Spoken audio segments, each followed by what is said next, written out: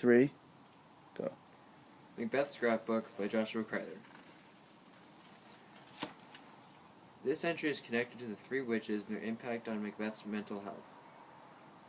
The witches' first three prophecies, as told to Macbeth, were that he would become the Thane of Glamis, the Thane of Cawdor, and a future king. Macbeth was already the Thane of Glamis, and was now named the Thane of Cawdor by Ross and Angus, sent by Duncan. Therefore, Macbeth knew that he would become king, but he did not know when. He became so anxious that the first chance that he had, he killed Duncan.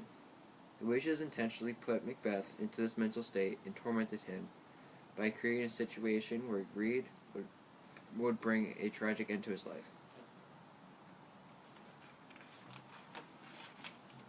When Macbeth was promoted to being the Thane of Cawdor, his greed for power and his impatience to fulfill the witch's prophecy grew profusely. Once he became king, he started to become more and more tyrannical and killed anyone who stepped in his way. Macbeth did this behind closed doors so that he would not be forced to step down from the throne for being a paranoid leader.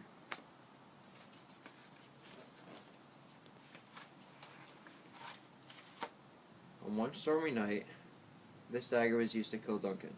Chimneys were being blown down due to extreme winds, and there were earthquakes shaking the ground. When nature matches the scene, this is called pathetic fallacy.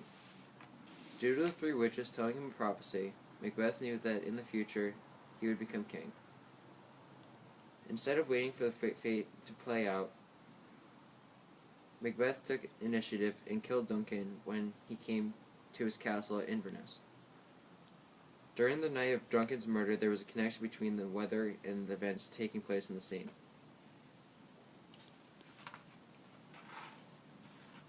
When planning Duncan's murder, both Macbeth and Lady Macbeth needed to be flawless in their approach. If they were caught halfway through the process, there would be no way out of the situation.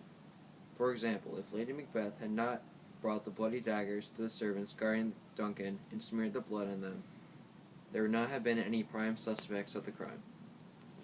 Killing Duncan in this methodical way made Macbeth feel as if he was murdering sleep. In other words, this made him feel that he would not sleep deeply anymore, because the thought of him killing Duncan in his sleep would haunt him forever.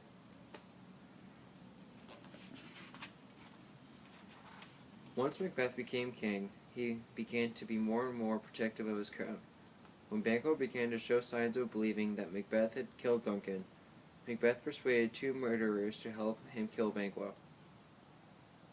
He made the murderers believe that Banquo was to blame for their poverty, and that they would be rewarded for paying a service to the king, along with a financial recompense. When the first murderer put out the torch carried by Fleance and Banquo, a new burden was born. With Banquo's son still alive, Macbeth has only scorched a snake, not killed it. Shakespeare 93. Now that Banquo was dead and Fleance escaped, Macbeth was not able to sleep easily. This is because, according to the witches, a son of Banquo would become king. The thought of Fleance taking revenge and killing Macbeth for the crown loomed in the back of Macbeth's mind from then on.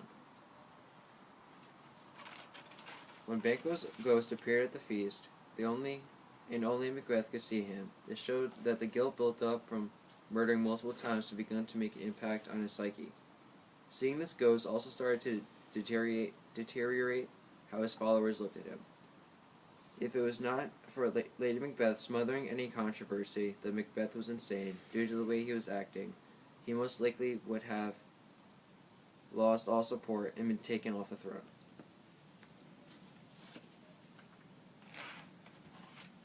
The second apparition was told by a bloody child and stated, "The power of man, for none of woman born shall harm Macbeth." 125. This apparition was informing Macbeth that no man born from mother's womb would harm him. This had an impact on his state of mind because after hearing this, Macbeth thought that he was invincible and as a result became overconfident. He faced Malcolm and his army head-on, thinking that he would come out of the war victorious. Macbeth ended up being killed by Macduff, who was prematurely ripped out of his mother's womb, and for that reason was not born of a woman.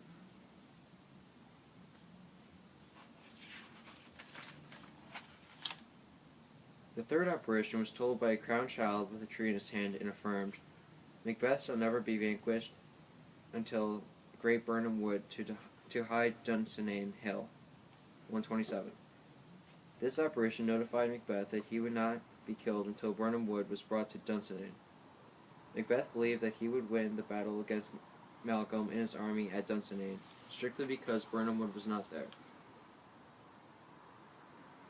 When Malcolm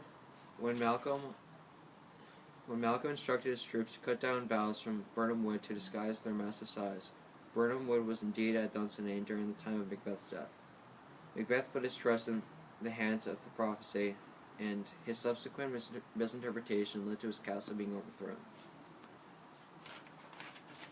After the doctor concluded that Lady Macbeth needed spiritual aid rather than a physician, Macbeth began to question if there was really a difference.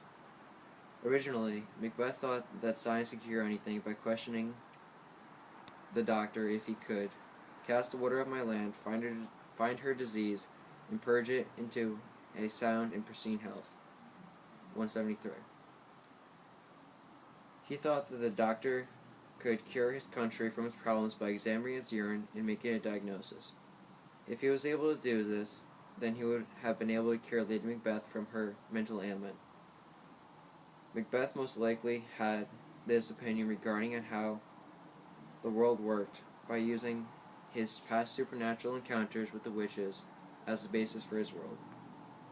In all reality, though, supernatural abilities and scientific diagnostics are not at all related.